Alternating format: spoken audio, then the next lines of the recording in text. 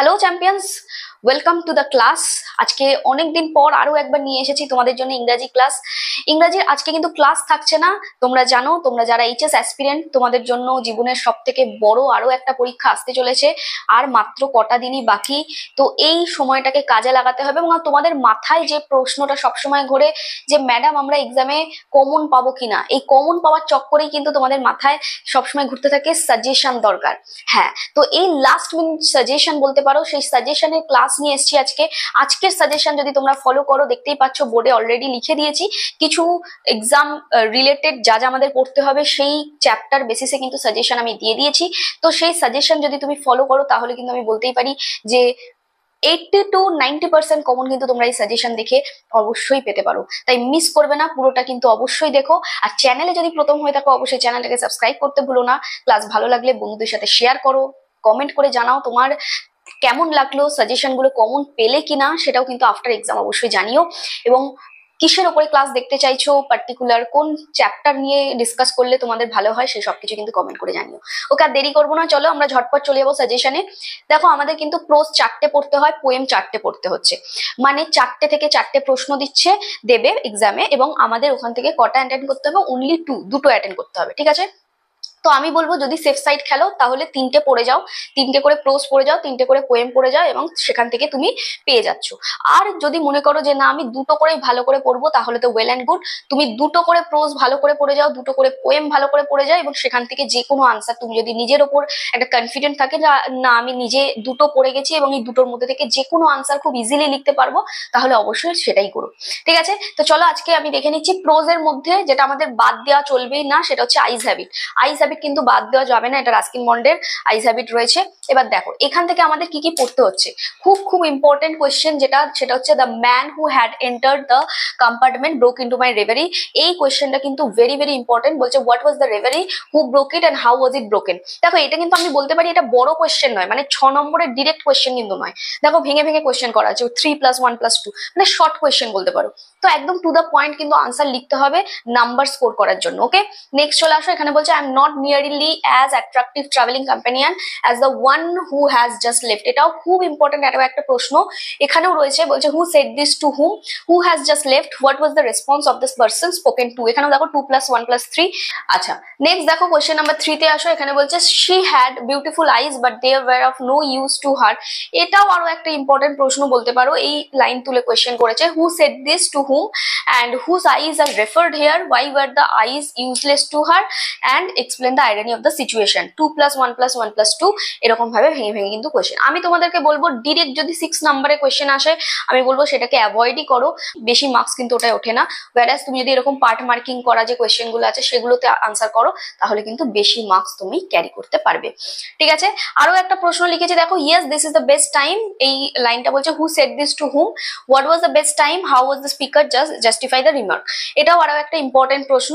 এই 4টে প্রশ্ন দেখো একদম সাজেস্টিভ, মানে কম, আরো অনেক প্রশ্ন হয়।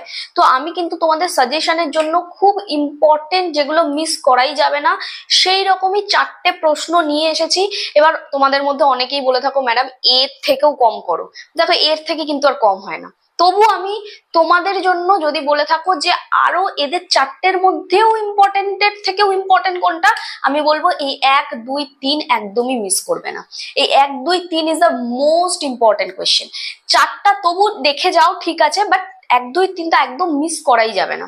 তো খুব ইম্পর্টেন্ট এই 3টে প্রশ্ন, 4টে প্রশ্ন, একটা করে চ্যাপ্টার, এবং এই চ্যাপ্টার থেকে অ্যাটলিস্ট 3টে থেকে 4টে প্রশ্ন পড়ে যাও।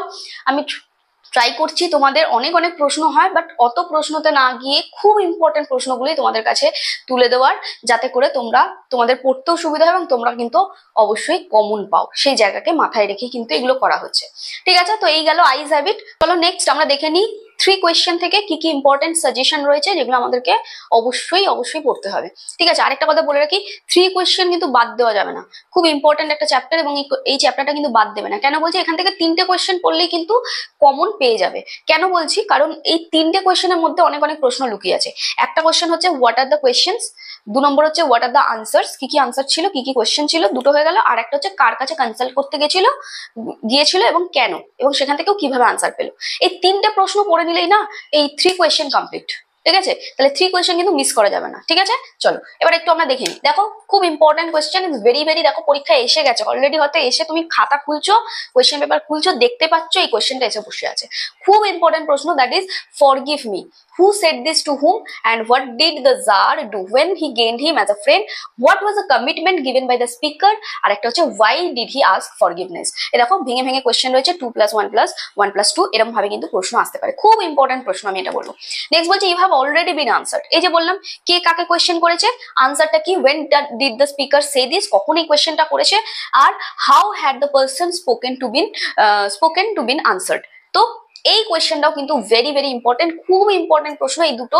এবার এখানেও কিন্তু এরকম ভাঙা ভাঙা কোয়েশ্চেন রয়েছে, দেখতেই পাচ্ছ, যেগুলো তুমি দেখতে পাচ্ছ ভেঙে ভেঙে আনসার রয়েছে, টু দ্য পয়েন্ট আনসার দাও এবং তুমি অবশ্যই স্কোর করতে বেশি পারবে, এটা আমার মনে হয়। চলো নেক্সট আসছি, what were the 3 questions the Tsar wanted to get answer of, কি কি কোয়েশ্চেন ছিল, তিনটে কি কি question, whom did the Tsar finally decide to consult, finally কার সাথে ডিসাইড করলো যে কনসাল্ট করবে, and what were the answers, এবং আনসার গুলো কি ছিল।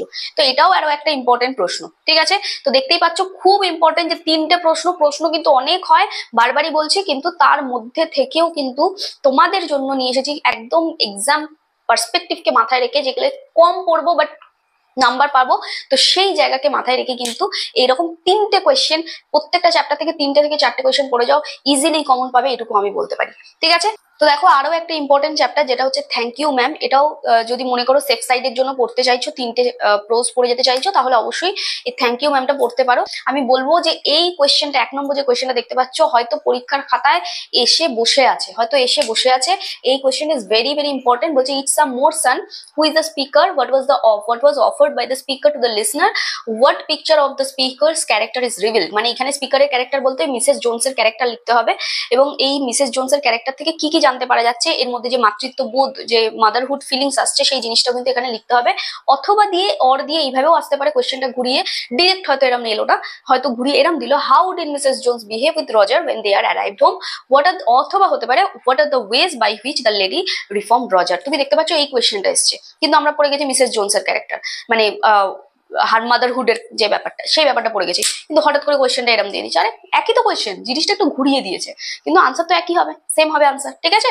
তো এরম ভাবে প্রশ্ন আসতে পারে। নেক্সট আরো একটা প্রশ্ন দেখো, বলছে and he did not want to be mistrusted now, এই লাইনটাও তুলে দিতে পারে।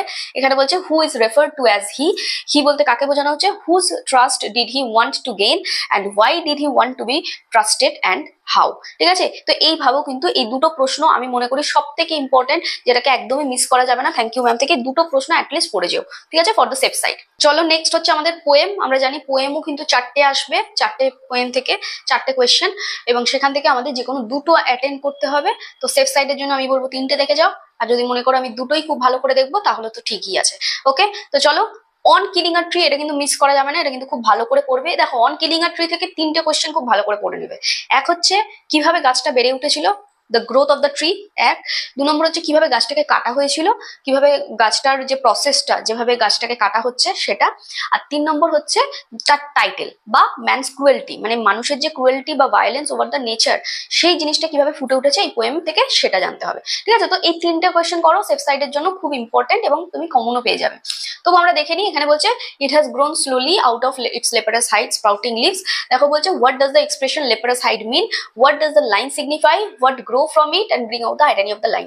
খুব ইম্পর্টেন্ট, খুব ইম্পর্টেন্ট একটা কোয়েশ্চেন বলতে পারো। নেক্সট বলছে how does the tree grow, এই যে বললাম যেভাবে, যে গ্রোথটা কেমন ছিল।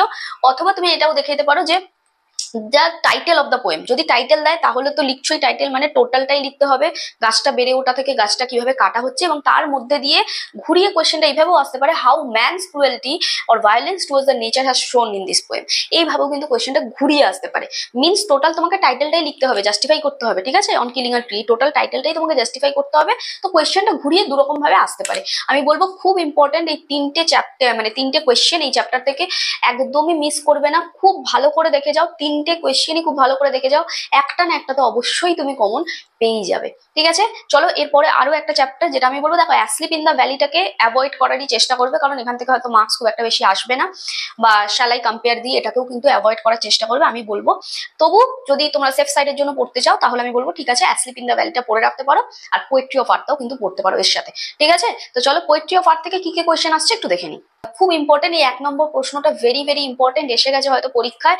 এই প্রশ্ন কিন্তু মিস করবে না। এখানে বলছে he takes the lead in summer luxury he has never done with his delight. Who takes the lead, when does he takes the lead and how does he take the lead. এইভাবে ভেঙে ভেঙে প্রশ্ন আসতে পারে, অথবা ঘুরিয়ে আসতে পারে how does the grass hopper keep the continuation of the poetry of art, অথবা আসতে পারে হাউ ডাজ হি ডিলাইট। তো এইভাবে ঘুরিয়ে কিন্তু কোয়েশ্চেন আসতে পারে, বাট এই কোয়েশ্চেনটা কিন্তু ভেরি ভেরি ইম্পর্টেন্ট, এটাকে মিস করবে না। ওকে, আর দেখো পোয়েট্রি অফ আর্ট থেকে আমি বলবো যে যদি তোমরা টাইটেল পড়ে নাও, ঠিক আছে, জাস্টিফাই দ্য টাইটেল, অথবা টাইটেলের মধ্যে লুকিয়ে আছে যে হাউ সামার অ্যান্ড উইন্টার এখানে দেখানো হয়েছে, এই সিজন দুটোকে দেখানো হয়েছে। তো যদি টাইটেল পড়ে নাও, টাইটেলের মধ্যেই কিন্তু সমস্ত কোয়েশ্চেন এর মধ্যে লুকিয়ে আছে। টাইটেল পড়ে নিলে তুমি পেয়ে যাচ্ছ হাউ সামার অ্যান্ড উইন্টার এখানে দেখানো হয়েছে। 2 নম্বর তুমি এখান থেকে পেয়ে যাচ্ছ গ্র্যাস হপার কিভাবে তার সঙ্গে কন্টিনিউশন করছে, গ্র্যাস হপারের গানের মধ্যে দিয়ে কিভাবে এটা কন্টিনিউ থাকছে। অথবা যদি কোয়েশ্চেন আসে যে ক্রিকেটের সং কিভাবে এখানে কন্টিনিউ হচ্ছে, সেটাও কিন্তু তুমি টাইটেলের মধ্যে পেয়ে যাবে। তাহলে আমি বলবো টাইটেলটা খুব ভালো করে দেখে যাও, তাহলে টাইটেল পড়লে আর বাকি কোনো কিছুই আনসার তুমি না লিখে আসতে পারবে না, কারণ ওর মধ্যেই সবকটা আনসার অলরেডি রয়েছে।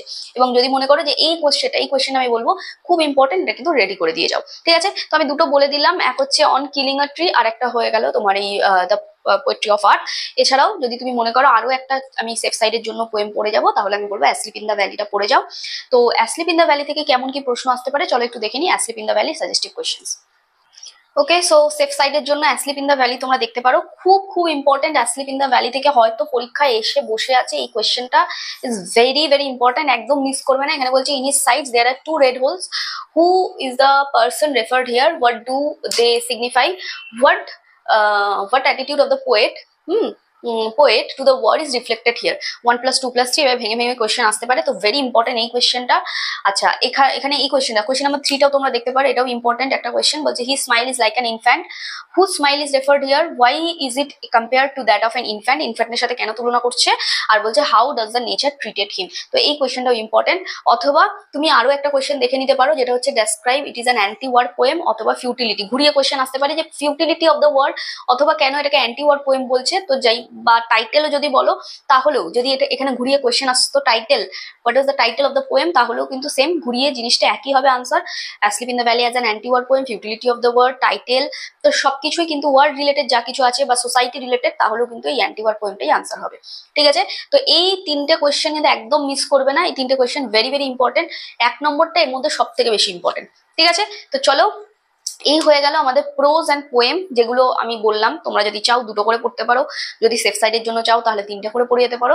3টে করে পড়লে কি কি আসতে পারে সাজেস্টিভ, তোমাদের জন্য নোটস নিয়ে এসেছি। অনেক অনেক কোয়েশ্চেন হয়, কিন্তু তার মধ্যে থেকেও সাজেস্টিভ কোয়েশ্চেন, যেটা বাছাই করা প্রশ্ন বলতে পারো, তোমাদের জন্য লাস্ট মিনিট সাজেশন হিসেবে আমি আমার যেগুলো ইম্পর্টেন্ট মনে হয়েছে, এবং আমার মনে হয় এগুলো কিন্তু যদি তোমরা দেখে যাও এই সাজেশনগুলো, তাহলে কিন্তু পরীক্ষায় 80 to 90% তুমি কমন অবশ্যই পাবে, এটুকু আমি তোমাকে বলছি। ওকে, সো চলো দেখে নিই আমাদের ড্রামা যে প্রপোজাল রয়েছে, সেই প্রপোজাল থেকে আমাদের কি কি important question. Very very important, দেখো পরীক্ষায় এসেই গেছে এই কোয়েশ্চেনটা। বলছে she is a love sick cat, who said this to whom, about whom was it said, and why was the speaker say so. তো এই কোয়েশ্চেনটা ভেরি ভেরি ইম্পর্টেন্ট এবছরের জন্য। নেক্সট এটাও পড়ে যাবে, what kind of social picture do you find. দেখো social picture দিক, বা যদি ম্যারেজ কেন ইম্পর্টেন্ট এভরি ক্যারেক্টারের মধ্যে, মানে প্রত্যেক ক্যারেক্টারের মধ্যে এই প্লেতে ম্যারেজটা এতটা ইম্পর্টেন্ট কেন, বা সোশ্যাল পিকচার দিক, আনসার কিন্তু একই হবে। তো এটাও দেখে যাও। এই কোয়েশ্চেনটাও খুব ইম্পর্টেন্ট, 3 নম্বরেরটা, bring him back, bring him back. ঠিক আছে, who says this to whom, when was this said, and what impression of the speaker can be seen from this comment। ঠিক আছে, তো এই কোয়েশ্চেনটাও খুব ইম্পর্টেন্ট একটা কোয়েশ্চেন, দেখতে পাচ্ছ প্রত্যেকটাই কিন্তু ভাঙা ভাঙা কোয়েশ্চেন। তো টু দ্য পয়েন্ট আনসার লিখবে, নাম্বার পাবে। 1 নম্বরের কত কাটবে, ঠিক আছে।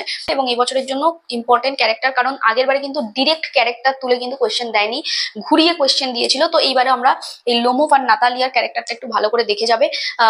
আলাদা করে হয়তো একসঙ্গেও দিতে পারে বা আলাদা করেও দিতে পারে। যদি আলাদা করে দেয় তাহলে তো ওয়েল অ্যান্ড গুড, পেয়ে যাচ্ছ। কিন্তু যদি কোয়েশ্চেনটা ঘুরিয়ে দেয় যে লোমোভ আর নাতালিয়ার মধ্যে কি কথাবার্তা হয়েছিল, তাদের দুজনের ক্যারেক্টারের কি মিল পাওয়া যায়, তো সবকিছুই কিন্তু এই নাতালিয়া লোমোভের ক্যারেক্টার পড়ে যাও, তাহলে কিন্তু ইজিলি তোমরা করতে পারবে। ঠিক আছে, তো এই 5টা কোয়েশ্চেন দেখে মনে হচ্ছে অনেকগুলো কোয়েশ্চেন ম্যাম তুমি দিয়ে দিলে প্রপোজাল থেকে, কিন্তু আমি তোমাদেরকে বলবো দেখো আমাদের একটা হয়তো আনসার করতে হবে, কিন্তু তার মধ্যে আমাদের তো কমন পেতে হবে। তো কমন পাওয়ার জন্য অ্যাটলিস্ট একটুখানি কষ্ট করে একটা সপ্তাহ, আমাদের তো অলরেডি পড়াই আছে জিনিসগুলো, তো তবু আরেকবার করে চোখ বুলিয়ে নাও, এই 5টার মধ্যে যদি তুমি বলো যে আমাদের চ্যাম্পিয়নরা বলবে আরো একটু কম করে দাও ম্যাডাম, আরো একটু সাজেস্টিভ করো, তাহলে আমি বলবো 1 নম্বরটা একদমই ছাড়বে না, আর এই 3 নম্বরটা একদমই ছাড়বে না। এই দুটো হচ্ছে কোয়েশ্চেন কিন্তু ভেরি ভেরি ইম্পর্টেন্ট। এই 5টার মধ্যে দেখতে পাচ্ছ, মানে 5টার মধ্যে আমি শর্ট করে দিচ্ছি, তো তবু আমি বলবো 5টাই পড়ে যাও, বাট 1 নম্বর আর 3 নম্বরটা বেশি ভালো করে দেখে যাও। ঠিক আছে, তো এই ছিল আজকের সাজেশন তোমাদের জন্য। পরীক্ষা কিন্তু খুব সামনেই চলে এসছে। ড্রামা, প্রোজ অ্যান্ড পোয়েম থেকে কিন্তু আমি তোমাদেরকে সাজেশন দিয়ে দিলাম, লাস্ট মিনিট সাজেশন তোমরা বলতে পারো। এবং তোমাদের মনে হয়তো প্রশ্ন আসতে পারে, ম্যাডাম তাহলে আমাদের রাইটিং এর কি হবে? হ্যাঁ আমি জানি, রাইটিং এরও তোমাদের সাজেশন আমি দেবো। খুব তাড়াতাড়ি রাইটিং নিয়ে আমি তোমাদেরকে আসছি। রাইটিং এর মধ্যে থেকে আমাদের যেগুলো করতে হয়, রিপোর্ট করতে হয়, লেটার করতে হয়, প্রেসি করতে হয়। দেখো প্রেসির তো কোনো সাজেশন হয় না, তো লেটার অ্যান্ড রিপোর্টের মধ্যে কোনগুলো একটু ভালো করে যাবে সেটার সাজেশন আমি তোমাদেরকে অবশ্যই নেক্সট ভিডিওতে দিয়ে দেবো। ঠিক আছে, আশা করছি আজকে কিছুটা হলেও তোমাদেরকে ইনফরমেশন দিতে পেরেছি, ইনফরমেটিভ করতে পেরেছি। ক্লাস আশা করছি ভালো লেগেছে। যদি এইরকমই ক্লাস চাও বা এরকম কিছু আরো কিছু নতুন নতুন সাজেশন পেতে চাও, অবশ্যই আমার চ্যানেলটাকে সাবস্ক্রাইব করে রেখো এবং বন্ধুদের সাথে শেয়ার করো। কমেন্ট করে জানিও তোমার এই সাজেশনগুলো কতটা কাজে লাগলো। অবশ্যই এক্সামের পরেও কিন্তু জানিও কেমন লাগলো সাজেশনগুলো, এক্সামের সঙ্গে মিললো কিনা, এবং তোমরা পরবর্তীকালে কোন ভিডিও, মানে কোন পার্টিকুলার ইংলিশের চ্যাপ্টারের উপরে দেখতে চাইছো, গ্রামারের কোন চ্যাপ্টার তুমি বেশি প্রেফার করছো, সেটা নিয়ে অবশ্যই ক্লাস করব। অবশ্যই জানিও, সবকিছুই কমেন্ট করো। আর এটাই বলবো, সাথে থেকো, পড়াশোনা করতে থেকো। All the very best. আমাদের যত এক্সপিরিয়েন্স, যত চ্যাম্পিয়ন রয়েছে, এইচএস চ্যাম্পিয়ন, সকলকেই অল দ্য ভেরি বেস্ট বলবো তোমাদের আপকামিং এক্সামের জন্য। একদম ভালো করে এক্সাম দাও, ফাটিয়ে এক্সাম দাও এবং ভালো ভালো স্কোর করে নিয়ে চলে আসো, কারণ আমরা জানি তোমরাই কিন্তু পারবে। ওকে, চলো আজকের মতো এখানে এন্ড করছি। সবাই খুব ভালো থেকো, পড়াশোনা করতে থেকো, আমার চ্যানেলের সাথে থেকো। Thank you, tata.